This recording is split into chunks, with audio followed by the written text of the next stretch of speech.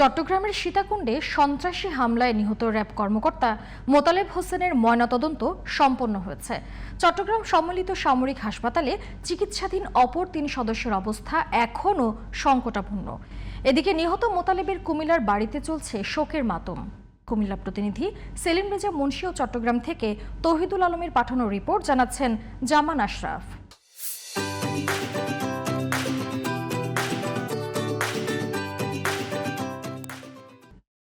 11 ভাই বোনের মধ্যে সবার ছোট চট্টগ্রামের সীতাকুণ্ডে সন্ত্রাসী হামলায় নিহত র্যাবের উপসহকারী পরিচালক মোতালেব হোসেন। শৈশব থেকেই ভাই বোনদের আদরে বড় হওয়া মোতালেব ছিলেন খুবই সাহসী। মানুষের সাথে মেলামেশায়ও ছিলেন পারদর্শী। অল্প সময়ে সবাইকে আপন করে নিতেও পারতেন তিনি। মাত্র 2 দিন আগে ছুটি কাটিয়ে কর্মস্থলে যান মোতালেব। সেই যাওয়াই হলো তার শেষ যাত্রা। সোমবার সীতাকুণ্ডের সলিমপুর এলাকায় অভিযানের সময় সন্ত্রাসীদের গুলিতে আহত হন মোতালেব সহ 4 র্যাব সদস্য। তাদের চট্টগ্রামের সম্মিলিত সামরিক হাসপাতালে নেওয়া হলে মোতালেবকে মৃত ঘোষণা করেন চিকিৎসক। মৃত্যুর খবর পাওয়ার পর থেকেই তার গ্রামের বাড়ি অলিপুরে চলছে শোকের মাতম।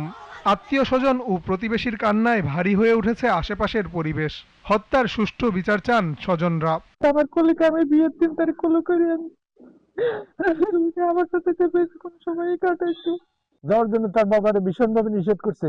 বড় মেয়েটা যে বাবা তুমি যাইও না, যে চাকরিটা ছেড়ে দাও, তোমার যদি কিছু হইয়া যায় কি হইব। তুমি এখন যাও না, তুমি ওদিকে যাও না, আমাদের সাথে ঢাকা চলো। বলছে যে না, আমার অফিসার তো ফোন দিছে, আমার ওদিকে যেতে হবে, ঢাকা আমি এখন আর যেতে পারবো। এরই মধ্যে র্যাব কর্মকর্তা মোতালেবের ময়নাতদন্ত সম্পন্ন হয়েছে। পতেঙ্গায় র্যাব কার্যালয়ে জানাজার নামাজ শেষে মরদেহ পাঠানো হবে গ্রামের বাড়িতে। দ্বিতীয় জানাজা শেষে বাড়ির সামনেই মসজিদের পাশে দাফন করা হবে তাকে। আমরা একসাথে লেখাপড়া করছি এবং একসাথে খেলাফেরা করছি। খুব ঘনিষ্ঠ বন্ধু মানুষ। চাকরির থেকে মাঝে মধ্যে ছুটিতে আসলো, আমাদের সাথে একসাথে আমরা বসে বসে চাটা খেতাম। ওনার চলাফেরা কেউ কোনোদিন ত্রুটি ধরতে পারে নাই, আমরা দেখছি, এবং শান্ত স্বভাবের ছেলে। আমরা আসলে উনি যেহেতু এই সন্ত্রাসীদের গুলিতে শুনছি নিহত হয়েছে, তাদের আমরা সুষ্ঠু বিচার কামনা করি। এদিকে গুলিবিদ্ধ অপর 3 র্যাব সদস্যের অবস্থা এখনও সংকটাপন্ন। এ ঘটনায় মামলা হয়নি জানিয়ে পুলিশ বলছে জড়িতদের ধরতে দ্রুতই অভিযান শুরু করা হবে। যারা প্রকৃত ঘটনায় জড়িত এদেরকে গ্রেপ্তারের জন্য অলরেডি অভিযান অব্যাহত রয়েছে। পাশাপাশি এই ঘটনায় এখন পর্যন্ত আমরা কোনো লিখিত এজাহার পাইনি। এজাহার পাওয়া মাত্রই মামলা রেকর্ড করা হবে।